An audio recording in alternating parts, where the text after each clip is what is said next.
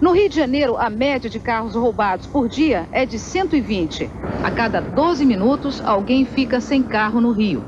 A polícia diz que não tem equipamentos nem gente para estar em todos os lugares e o que tem dado mais resultado agora são as blitz constantes em vários pontos da cidade. 50% dos carros roubados são da linha Volkswagen. 20% são da General Motors. Outros 20% da preferência no roubo são da linha Ford. E as outras marcas restantes ficam com 10%. Segundo a polícia, existem vários motivos para o roubo de carros, para serem usados em assaltos e atualmente para sequestros, para serem revendidos depois de falsificada a documentação e de adulterado o número do chassi e para o desmonte. Uma peça de carro desmontado num ferro velho sai por menos da metade do preço do que se essa peça fosse comprada numa loja comum. Nem todos os ferros velhos desmontam carros roubados, mas certamente todos recebem essas propostas. Muitas vezes, um carro roubado, em excelente estado, é vendido para desmonte pelo preço de um fogão simples. É tão comum os ferros velhos aceitarem carros roubados para desmontar, que os que não aceitam ficam marcados pelos desonestos. Por isso, esse rapaz de um ferro velho honesto não quer aparecer. Ele conta que desmontar um carro é muito fácil e rápido. Quanto tempo você sozinho desmonta um carro desse? Olha, aproximadamente, depende do tipo do carro. Um Fusca, por exemplo, a gente leva 1h30, carro normal de desmonte. Quantas pessoas desmontando? 4 pessoas, 5 pessoas. É na Baixada Fluminense onde funciona a maioria dos ferros velhos no Rio. E para os que aceitam, não faltam carros roubados para desmontar. Mas os carros roubados são desmontados também em terrenos baldios. Muitos são depenados aqui mesmo, no mato, e depois queimados para não deixar impressões digitais. Este carro, que um dia foi um Chevette, ainda conserva o número do chassis, GC 141477. Outros carros encontrados pela polícia têm o número do chassis remarcado grosseiramente e estão sem a plaqueta de identificação. Dessa maneira, é muito difícil encontrar o dono. O número de carros roubados sobe, o preço dos seguros acompanha e aumentam as exigências. No Rio, apenas 17% dos carros roubados têm seguro. 83% dos motoristas se arriscam a perder o carro para sempre. Mas atualmente existem locais aqui no Rio de Janeiro que estão fora das estatísticas da polícia, onde carros são roubados a qualquer dia e a qualquer hora. Há exatamente 15 dias, eu estacionei meu carro aqui no bairro das Laranjeiras, na Zona Sul, e fui a uma festa ali naquele prédio. Quando eu voltei, o carro não estava mais. A primeira sensação foi de dúvida. Eu teria mesmo estacionado o carro aqui? Concluí que sim. Aí veio a segunda sensação. A gente não acredita e fica andando no espaço onde estava o carro estacionado. Aí vem a terceira sensação, a de impotência, porque os moradores daqui começam a contar pra gente que isso acontece todos os dias e todas as horas e que ninguém faz nada para impedir. Do meu carro só restaram as chaves. E assim, lá se vão nossos carros. Pela BR-101, os carros vão para o Espírito Santo, onde 20% são vendidos. 40% dos carros roubados no Rio são vendidos na Bahia. 20% passam por Belo Horizonte, em Minas, de onde são levados para Corumbá, na fronteira com a Bolívia, e para Ponta Porã, na fronteira com o Paraguai. De Corumbá, os carros atravessam a fronteira para Porto Soares, já na Bolívia. Os carros que vão para Ponta Porã atravessam a fronteira para a cidade paraguaia de Pedro Juan Cabaleiro.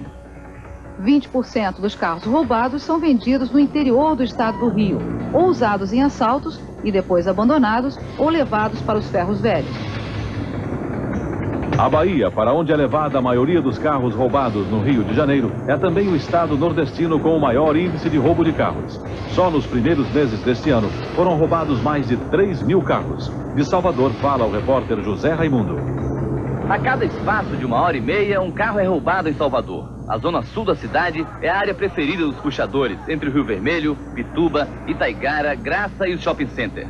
Nos últimos 2 meses, mais de 900 carros foram roubados, uma média de 15 por dia.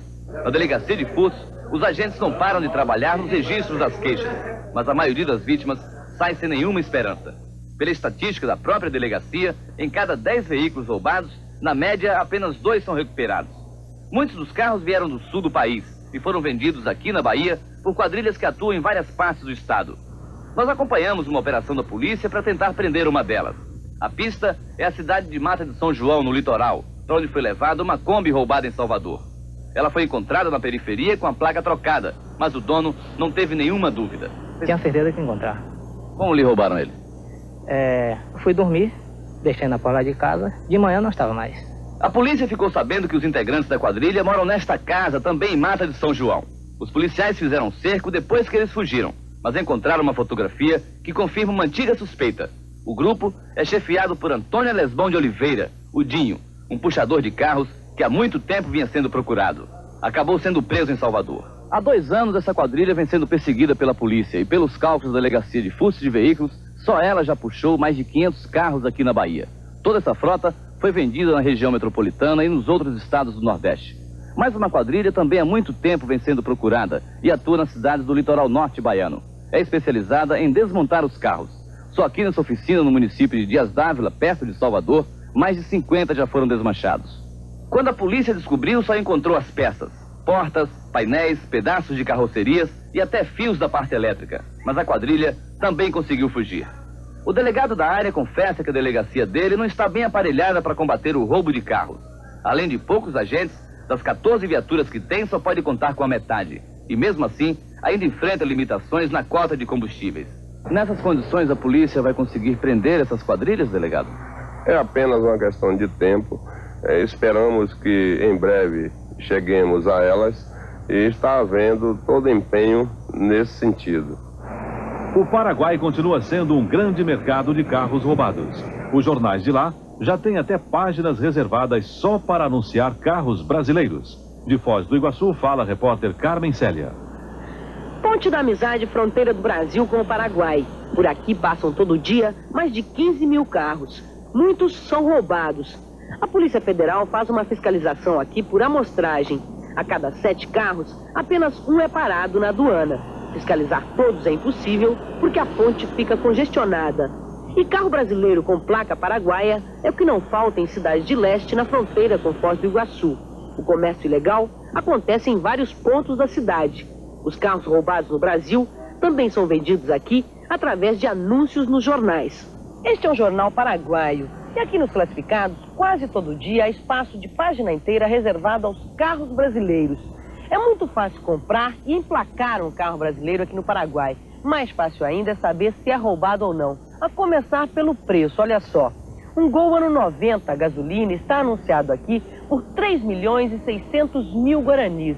O mesmo que 250 mil cruzeiros, um valor 3 vezes menor que o preço de mercado no Brasil. Até os ônibus estão sendo roubados no Brasil e aparecendo no Paraguai. O dono desse estacionamento em Foz do Iguaçu denuncia que um ônibus de turismo foi roubado aqui e mais tarde encontrado em Assunção, com o chassi adulterado. Ele registrou queixa na delegacia de lá, mas a justiça paraguaia deu ganho de causa ao comprador do ônibus, que mora no Paraguai. Eu estou até sendo processado lá hoje como ladrão, porque eles dizem que o verdadeiro fui eu que remarquei. Apertar a fiscalização na fronteira acaba com a passagem dos carros roubados? Não vai acabar, porque enquanto houver receptador desses veículos, haverá sempre um estímulo do ladrão levar o veículo para o outro lado. Nunca os ladrões roubaram tantos carros em São Paulo como nos últimos dias. O recorde foi exatamente no final da semana passada. 15 automóveis por hora. O volume roubado por ano é ainda mais impressionante. No ano passado, foram mais de 82 mil furtos. Isto representa 10% da frota de veículos produzida anualmente em todo o país.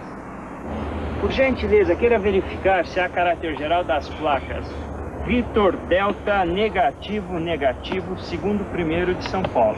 Para tentar conter o aumento de roubos, os policiais trabalharam com mais intensidade nos últimos dias. Fiscalizaram estacionamentos públicos, onde os ladrões costumam guardar carros roubados, patrulharam as ruas de maior incidência, identificaram alguns dos principais receptadores e realizaram várias operações noturnas, uma tentativa de bloquear a saída dos ladrões da cidade. Mas é no pátio do Detran que a procura de carros roubados deu um melhor resultado. Aqui são registrados 5 mil veículos por dia e a vistoria tem fama de ser rigorosa. Este trabalho impede que muitos carros furtados sejam registrados aqui no Detran de São Paulo. Apenas nesse dia que nós acompanhamos a vistoria, foram descobertas 3 situações irregulares. Num Gol, nesta Brasília e neste Santana. E geralmente, como neste caso, os carros vêm de outros estados, sobretudo do Rio de Janeiro. Este mecânico industrial teve um duplo prejuízo. Há 2 meses teve um Monza roubado. Então, comprou um Santana através de um anúncio de jornal. Na vistoria do Detran, descobriu que o carro também era roubado. O duplo prejuízo passa de 1 milhão de cruzeiros. Mas ele tem uma remota esperança: ficar com Santana até que a polícia encontre o verdadeiro dono. É o meu pão. Eu preciso do carro para poder trabalhar. A sua esperança é que então a polícia não encontre a vítima? Exatamente. A minha esperança é que a polícia não encontre a vítima. Na opinião dos policiais, muitas vezes o dono descuida tanto da segurança que acaba facilitando a ação dos ladrões. O povo tem que se conscientizar, o proprietário do automóvel, ele tem que deixar o carro, não deixar na via pública, não deixar um estacionamento ao céu aberto, tem que deixar o carro em estacionamento, ele tem que usar eventualmente os dispositivos de segurança, as travas, os dispositivos de segurança não impedem que os veículos sejam roubados ou furtados, mas dificulta a ação do marginal.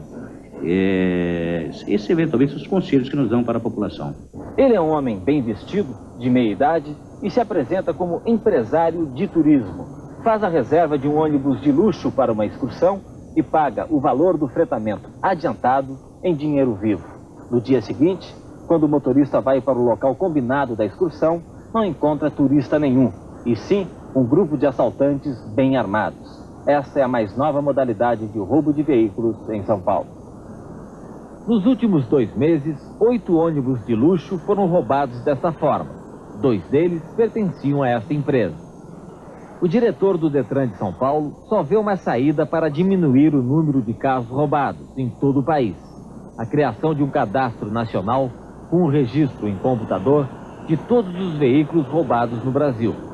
Há necessidade imperiosa desse cadastro nacional, onde tenhamos o registro de todos os veículos furtados e roubados do país, onde qualquer autoridade poderia acessar esse cadastro e, com uma simples informação, ter conhecimento se o veículo tinha algum registro de furto ou roubo, bloqueio, apreensão, sequestro ou coisa parecida. Esse cadastro, na minha opinião, é o que deveria ser de maneira emergencial adotado pelo governo federal. A polícia vai ter um poderoso aliado no combate ao roubo de automóvel. É um satélite que pode localizar com extrema precisão os carros roubados. O serviço de radiodeterminação por satélite vai funcionar assim: o carro terá uma espécie de sensor.